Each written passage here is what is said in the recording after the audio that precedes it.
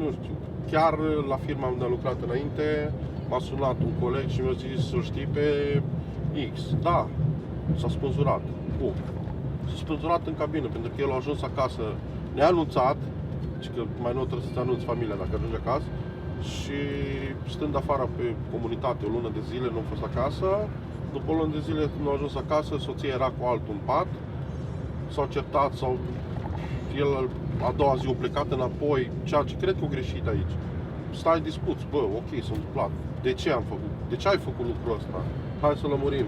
Și la care, după o săptămână, vorbea cu nevasta pe internet, l-a jignit, l-a supărat și cu cureaua de sus de trapă s-a spânzurat, dar înainte să spânzure și-a pus telefonul aici, s-a filmat și a zis, uite ce am să fac pentru ce ai făcut-o, și în fața la firma unde lucra, în Austria, s-a spânzurat în cabină. Și stai și întrebi pentru ce? Pentru un pumn de bani, care, nu știu, încerc să creez familie. În conștient nostru vreau să aibă familia mea de toate. Dar femeia de lângă tine, nevasta, iubita, poate te vrea pe tine, nu vrea banii, sau vrea și nu se poate face chestia, cel puțin în România. Pentru că e mort. Colegul ăsta încarcă ceva. Păi îl încarcă pe ăsta, dar nu știu, mai are de pus, o să-l încarcă acum. Că nu știu, o să trebuie să-l pună și pe el, să dea în spate, eu să vin în fața lui, pe dracu. Că nu știu ce dracu nu l-a tras pe dreapta.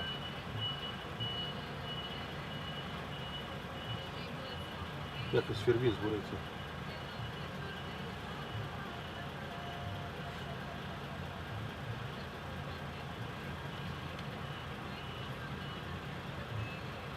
Tu unde e descărcarea? Zic, unde e descărcarea? La materna după pozite, că n-am comandă, nu mi-a dat. Mie mi-a dat la ceva Città di Castello, cred că. Stai să văd.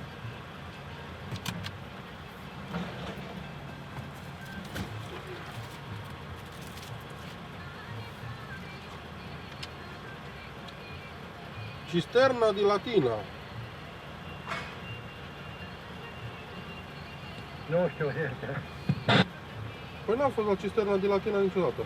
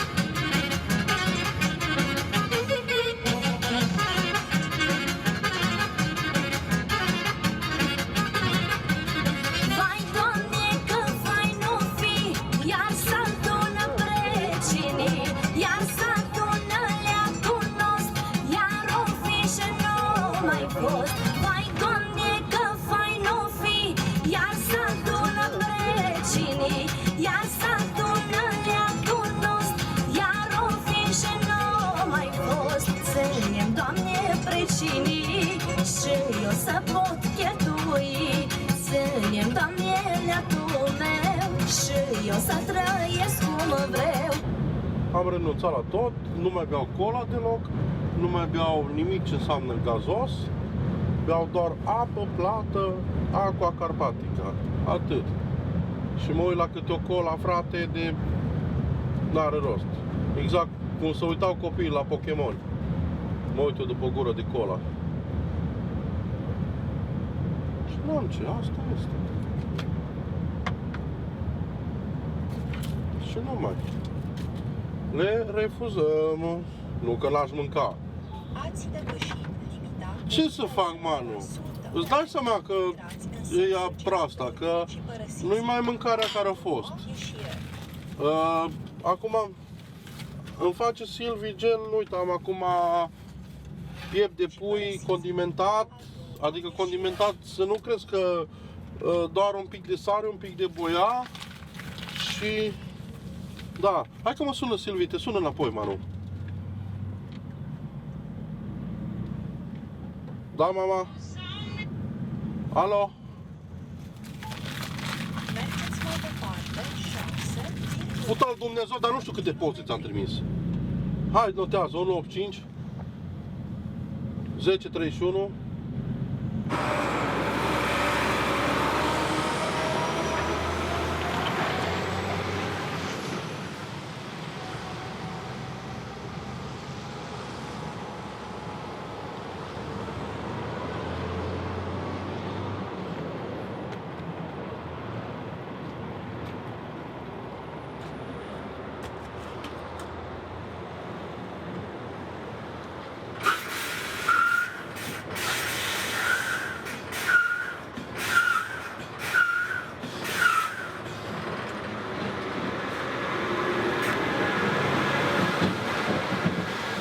Era urâtul lângă bă, dacă era ta bine. Era mai gras și mai urât ca mine, nu. Puii mei, s-a dat din merge de jos. Și el avea unghiile făcute, futus, rasa, mătii. Costum, cravată și unghii făcute. Eu zic, ce frumos ești, mânci de azilul. Și-a zis, tu bellissima autista, zic, marș. Făceam, eu te amo, marș. Am tras perdelele și totul statul claxonat de 2 ori și te scutea limba, să-l sujadești. Nu o suje până că și Ionuțul meu când zice Tioco la frigider. No, bagă mitre.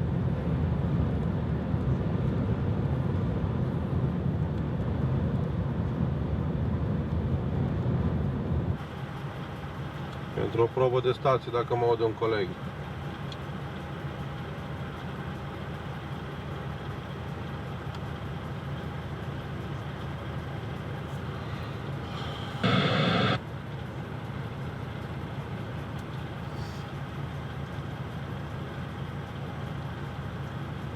Un coleg care vine dinspre Veneția, dacă mă aude. Ei,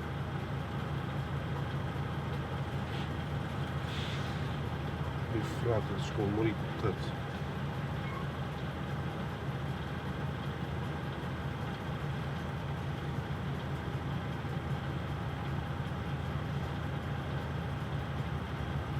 Coleg care vine dinspre Veneția, dacă mă aude.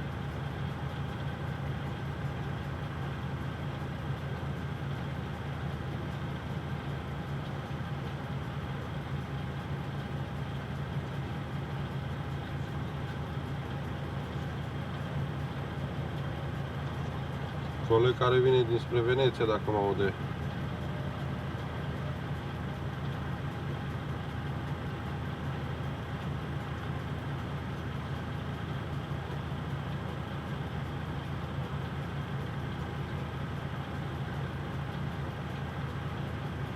Un coleg care e mai în față, înspre parcarea de la Gonars, dacă mă aude.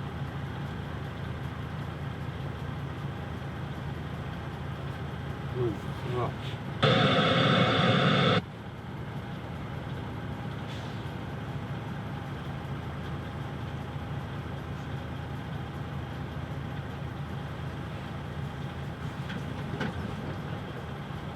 Un coleg care vine spre Veneția, mă aude, pornește. Cred că n-au minute pe stație, mă, colegule, că strâng și eu de 10 minute, nu răspund nici dracu.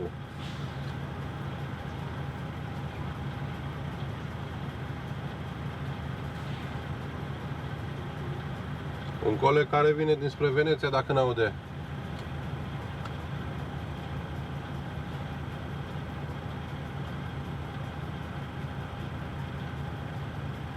Un coleg îmi poate.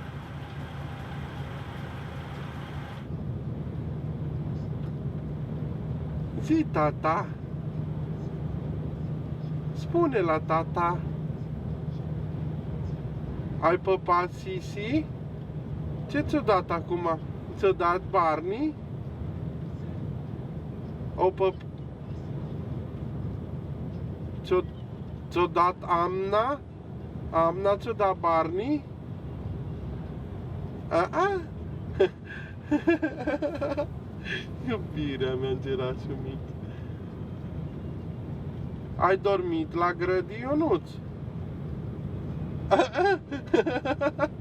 Iubirea mea.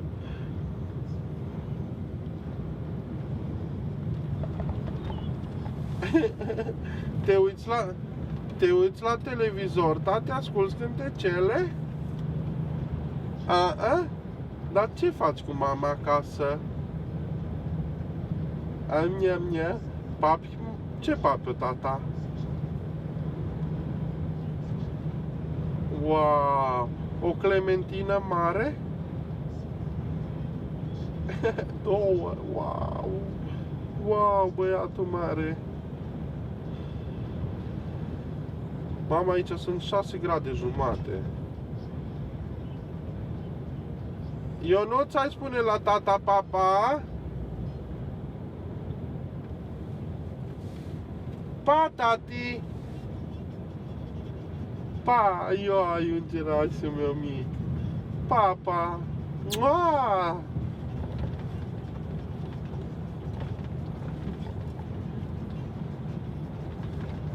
O da pusi! Tata este foarte fericit că mi-ai dat pusi, iubirea mea.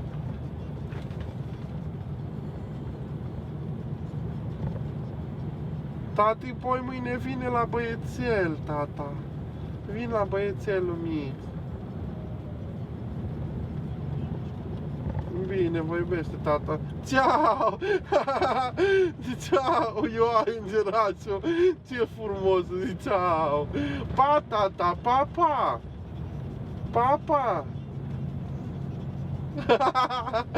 Ioan, scumpul meu, vă iubesc mult. Hai, vă iubesc mult. Pa! Iubitul, pa, iubire. Iubitul meu.